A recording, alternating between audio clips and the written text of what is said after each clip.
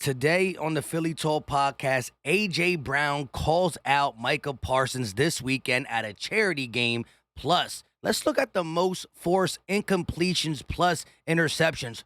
Oh, could that be Bradberry? And last but not least, DeSean Jackson decides to call out Donovan McNabb for being a horrible teammate. This is Philly Talk with Philly Mike. Talking sixes in the bird gang, that's our life. Competition, we ain't scared, yeah, that's what we like. Win or lose, you know we showing up and we gon' fight. You see we strive for the sky every day that go by. And every single week we screaming fly, eagles fly. This is Philly Talk with Philly Mike, yeah. This is Philly Talk with Philly Mike, yeah. What is going on, everybody? I go by Philly Mike, and this is the Philly Talk podcast. And today we got a lot to talk about. But before we do that, Eagle Nation, help your boy out and hit that like button. Subscribe if you are new, and ding that notification bell so you know when these videos drop or when we go live. Let's get right into it with the A.J. Brown spicy talk. So, Devontae Smith had a charity baseball game. And oh, by the way, Jalen Hurts, no power, no throwing power. He smacked a walk-off home run. The dude he's strong. It's anticipation. It's the flow of the offense. It's his mechanics, but he can throw a ball. He can hit a ball. He's a athlete. And we got to make him a better quarterback, which I've already seen from September to December of last year. I got to see the growth. But A.J. Brown, loving his life with the Philadelphia Eagle, decides to call out Micah Parsons. His exact words, tell Micah Parsons he can get ready for this bleep. And here's the clip at the park of him saying it. It's kind of hard to make out, but listen.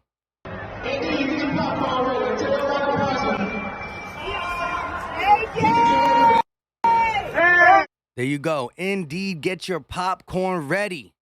Tell Micah Parsons he can get ready for bleep. And that's just him talking spicy. He got to understand, and he knows the Philly culture of how we do not like the Dallas Cowboys. And he's coming in here with his guy, Devontae Smith, who he spoke highly about so far in OTAs. He says that he is a wide receiver 1.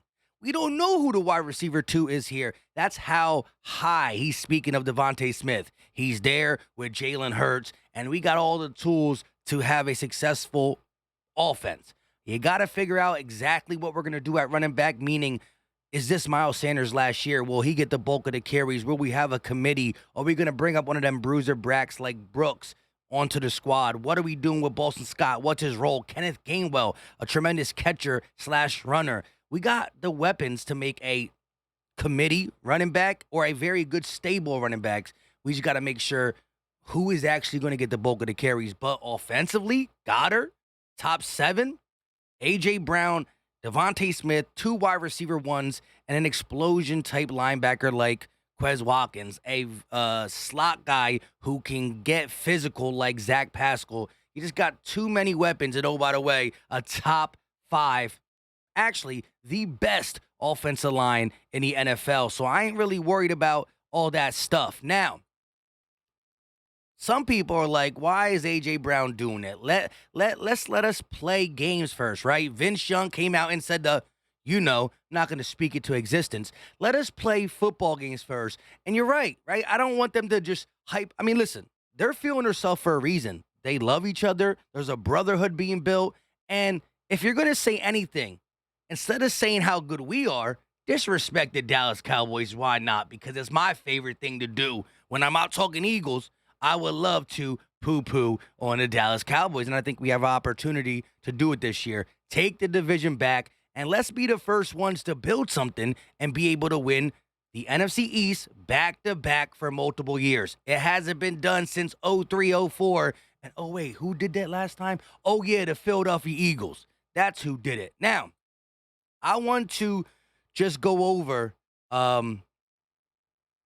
James Bradberry's stats over the last 2 years before we get to the DeSean Jackson, Donovan McNabb stuff, right? Because he was a Pro Bowl cornerback in 2019, his last year with the Carolina Panthers. In 18, he was really good. In 2020, he was really good too, according to Giant fans and PFF and all that stuff, and he kind of fell off in 2021. However, Playing for a team like the Giants, where they haven't been over 500 in 5 years, is going to make your morale down, your stats down. You can't really have a standout player on that bad of a defense. It just doesn't happen like that, right? And if you look at most forced incompletions plus interceptions over the last 2 years, we're not going too far back, it's James Bradberry with 39, Trevon Diggs with 38, Marshawn Lattimore with 36, J.C. Jackson, who used to play for the Patriots but now is on the Chargers, 35, and Xavier Howard with 33. There's another list going around. Shout out to my guy Dave Dust for sending it to me that shows Lattimore in 4th and Xavier Howard ain't on the list because he's 5th and they only go 4 deep.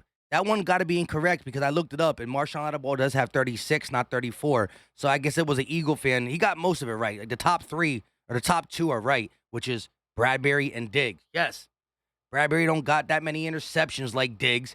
But again, you're talking about forced incompletions and interceptions. And for those real quick going to say, well, that's because his 2020 season was really good and 2021 wasn't that good, and it's making up for it. He wasn't that bad in 2021. Forced incompletions just for 2021. That's not including interceptions, just forced incompletions. He's not 1st, he's not 2nd, he's not 3rd, but he's 4th amongst all the cornerbacks. So playing for the under 500 Giants for the last 5 years, having your worst season, still being able to get double-digit forced incompletions is pretty darn good to me. And again, Bradberry playing alongside a Pro Bowl Darius Slay, who don't get targeted that much. That's one reason, over his totality of his career, Slay, he's got big-time interceptions, big-time pick six, fumble recoveries for touchdowns, and deflections. But over the latter part of his career, having guys like Steven Nelson and Avonte Maddox the first year when Avonte Maddox was forced to play outside, last year Jim Schwartz, now having Steven Nelson. Why am I going to throw at Slay when I can throw over there? When I can throw at the Eagles linebackers, when I can throw at Steven Nelson, when I can throw at anybody but besides Slay. Now, Bradberry being pretty darn good too, a lot slept on than what he's been playing the last 2 years. You could throw the Bradberry side, but maybe Slay gets a couple more targets his way. Slay still, to me, the better DB, but now he gets a couple more targets this way because Bradberry's doing his job, and so is Maddox in the slot, and so are our linebackers. So now the playing field's even, and we got a great defense. I can really see that. And people are going to say weak link, Marcus Epps, Anthony Harris. Maybe it is, but I'm going to put my eggs in. So far, I like what I see from Marcus Epps in a small volume situation. Let's see what he can do in the totality of a season, health-wise, stats-wise, leadership-wise. But having these two guys, Bradberry, Slay, and throwing Maddox, maybe I could play safety. Now, last but not least, the DeSean Jackson, Donovan McNabb thing. I can't play it all. I'll talk about it. But listen to this quick clip of Jackson talking about McNabb on I Am Athlete. Teammates, listen to this story though. When the ballots came out and they found out that I was the first player in NFL history to get elected to start in the Pro Bowl for 2 positions, my starting quarterback tells Michael Vick, like damn, I don't think he should have. I don't think he should have got that. He shouldn't have deserved that. Like you telling another quarterback that your receiver, you throw to your receiver that you throw to that he didn't deserve that. Yeah, right. Yeah, that was crazy, bro. Did you ever? I ain't never said nothing to him about it. There you go.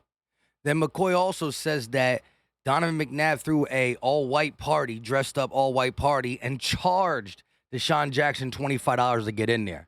But again, that's Jackson saying that that Donovan McNabb told Michael Vick that DeSean Jackson didn't deserve to go to the Pro Bowl. And that year, he was the first player ever to go to the Pro Bowl for 2 different positions, some type of returner and wide receiver. He told the backup quarterback that the guy he's throwing the ball to, the guy who's getting stats off his arm, wasn't good enough. If that is true, that's sour. And then you start to look at the TO stuff, this, that, and the third, and it makes me like, and I'm a guy who, listen, I always sided with Donovan McNabb over TO. I loved him, but Donovan McNabb was my quarterback. I became an Eagle fan in the late 90s, right? 97, 98, 99. McNabb was my guy and still is, but it sucks to hear this stuff. I love D-Jax too. I love Shady. I love Michael Vick. But I came into the Eagles with McNabb, and it's just sad to hear that stuff. No reason for DeSean Jackson to really lie. He don't look like the type to do that. So let me know your thoughts in the comment section. Now, again, if I get copyrighted, then that clip will get cut out. So I still told you what he said and what my thought of it is. But you might not be able to hear the clip because I don't know if I'll get copyrighted. Shout out to Dave Dust. Shout out to Amir Slatt for sending me some of this stuff. And again, don't let people tell you Bradberry's not good. And A.J. Brown's allowed to talk because it's not him saying we are the so-called dream team. It's not him saying we can't get beat. It's him saying I don't like Dallas, and I'm going to talk my talk because we believe in what we're building. Leave your thoughts in the comment section, Eagle Nation. I love hearing from you 100%. Let me get a E-A-G-L-E-S, Eagle. And last but not least, we haven't done this for a while. Let's get the Flowers song. Flowers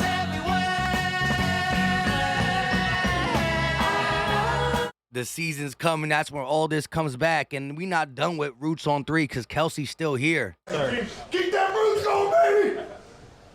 Roots on 3! 1, 2, 3, Roots! Y'all know, hit that like for your boy. Subscribe if you're new. Ding that bell. And leave a comment. Love hearing from you. We out.